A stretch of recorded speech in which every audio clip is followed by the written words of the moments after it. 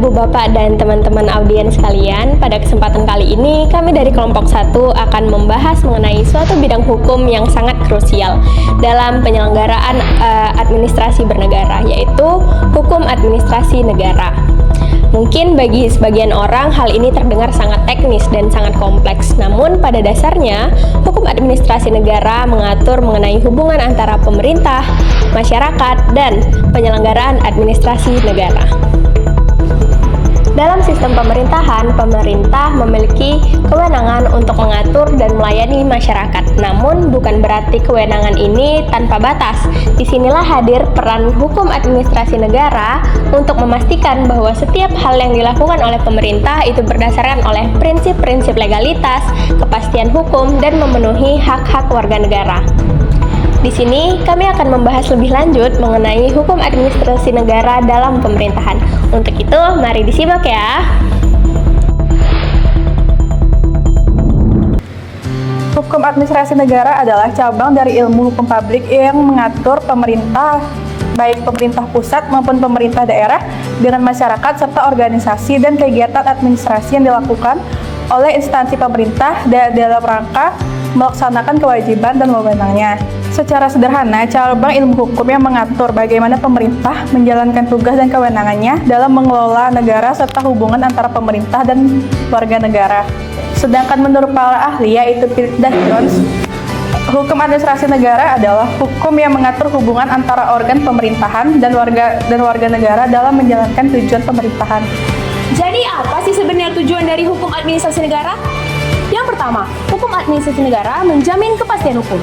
Hukum administrasi negara memberikan kerangka hukum yang jelas bagi setiap tindakan pemerintah.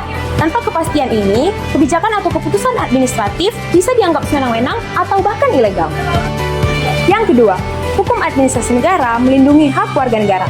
Hak-hak individu seringkali rentan terdampak oleh kebijakan pemerintah, seperti pencabutan izin usaha atau pembatasan hak properti. Di sini, hukum administrasi hadir sebagai alat untuk melindungi. Yang ketiga, hukum administrasi negara mengawasi kekuasaan pemerintahan. Prinsip check and balance dalam hukum administrasi negara mencegah pemerintah bertindak di luar kewenangan.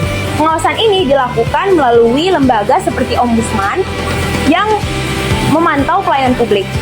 Tanpa pengawasan, kekuasaan eksekutif bisa disalahgunakan seperti korupsi atau nepotisme.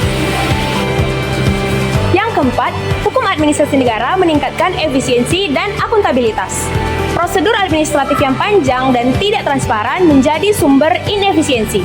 Hukum administrasi negara menetapkan standar operasional seperti batas waktu penerbitan izin atau mekanisme pengaduan publik.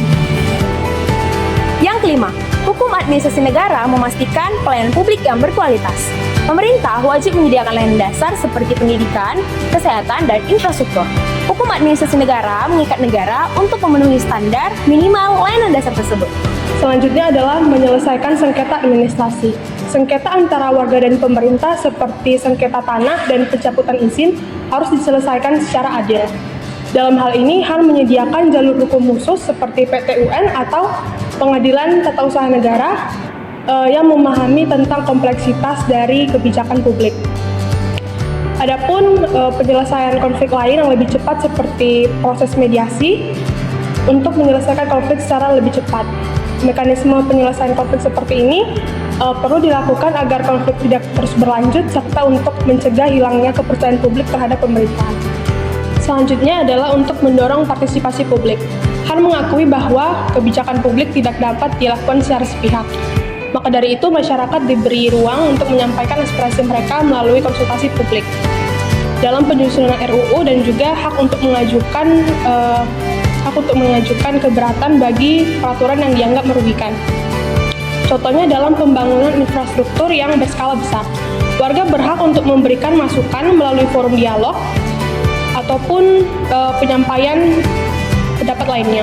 Partisipasi ini dapat memperkuat legitimasi kebijakan dan juga untuk mencegah terjadinya kesenjangan aspirasi. Selanjutnya adalah untuk menjaga kepentingan umum dan individu. Terkadang kepentingan publik seperti pembangunan bendungan untuk irigasi harus mengorbankan hak individu, contohnya itu lahan warga. Dalam hal ini, Han mengatur bahwa pengorbanan yang dilakukan ini harus disertai dengan kompensasi yang adil seperti ganti rugi ataupun relokasi yang layak.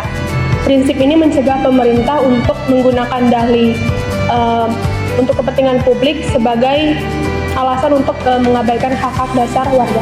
Selanjutnya adalah adaptasi terhadap perubahan sosial. Han tidak statis, ia terus berkembang mengikuti dinamika masyarakat.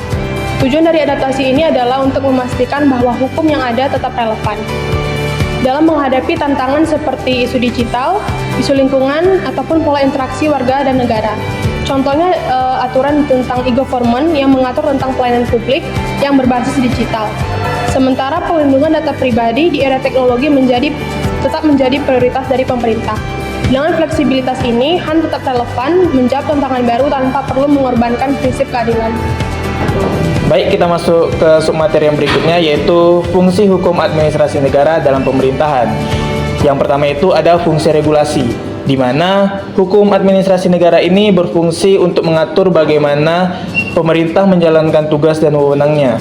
Hal ini mencangkup pembuatan peraturan-peraturan yang mengatur antara hubungan pemerintah dengan masyarakat, serta antara lembaga-lembaga itu sendiri. Kemudian yang kedua, itu ada fungsi perlindungan hukum, yang dimana hukum administrasi negara itu berfungsi untuk melindungi hak-hak warga negara dari penyalahgunaan wewenang atau tindakan-tindakan yang menyimpang dari pemerintahan. Hal ini dilakukan melalui mekanisme pengawasan dan kontrol terhadap tindakan administrasi negara. Kemudian yang ketiga, itu ada fungsi pelayanan publik, yang dimana hukum administrasi negara itu mengatur bagaimana pemerintah memberikan pelayanan publik kepada masyarakat. Fungsi ini memastikan agar pelayanan yang diberikan oleh pemerintah itu bersifat transparan, efisien, dan sesuai dengan kebutuhan masyarakat. Fungsi hukum administrasi negara dalam pemerintahan ada. Yang keempat, fungsi pengawasan dan kontrol. Hukum administrasi negara berfungsi untuk mengawas dan mengontrol tindakan pemerintah agar tidak melampaui kewenangan bertindak sewenang-wenang. Fungsi ini dilakukan melalui mekanisme pengawasan internal maupun eksternal. Yang kelima, fungsi penegakan hukum. Hukum administrasi negara berfungsi untuk menegakkan hukum dalam pelaksanaan tugas-tugas pemerintah. Ini mencakup sanksi atau tindakan hukum terhadap pelanggaran yang dilakukan oleh aparatur negara. Yang keenam, fungsi pembangunan. Hukum administrasi negara juga berfungsi sebagai instrumen untuk mendukung pembangunan nasional. Hal ini dilakukan dengan pengaturan kebijakan-kebijakan pemerintah yang bertujuan untuk meningkatkan kesejahteraan masyarakat dan pembangunan infrastruktur. Penerapan hukum administrasi negara dalam administrasi publik di Indonesia. Yang pertama itu ada pelayanan publik, seperti pengurusan KTP, SIM, dan paspor yang diatur dalam peraturan administrasi negara. Ada juga penerapan sistem antrian online dalam pelayanan publik. Yang kedua, pengadaan barang dan jasa pemerintah. Proses lelang proyek pemerintah yang harus sesuai dengan peraturan presiden tentang pengadaan barang atau jasa. Yang ketiga, izin usaha dan perizinan. Proses perizinan usaha melalui OSS, Online Single Submission, untuk meningkatkan efisiensi dan transparansi. Yang keempat, sanksi administratif. Pengenaan sanksi terhadap pelanggaran administratif seperti denda bagi perusahaan yang tidak mematuhi aturan hukum administrasi negara. Yang kelima, standar informasi publik. Pemerintah wajib memberikan akses informasi terbuka kepada masyarakat sesuai dengan Undang-Undang Keterbukaan Informasi Publik. Semua ini menunjukkan bagaimana hukum administrasi negara mengatur hubungan antara pemerintah dan masyarakat dalam berbagai aspek administrasi publik.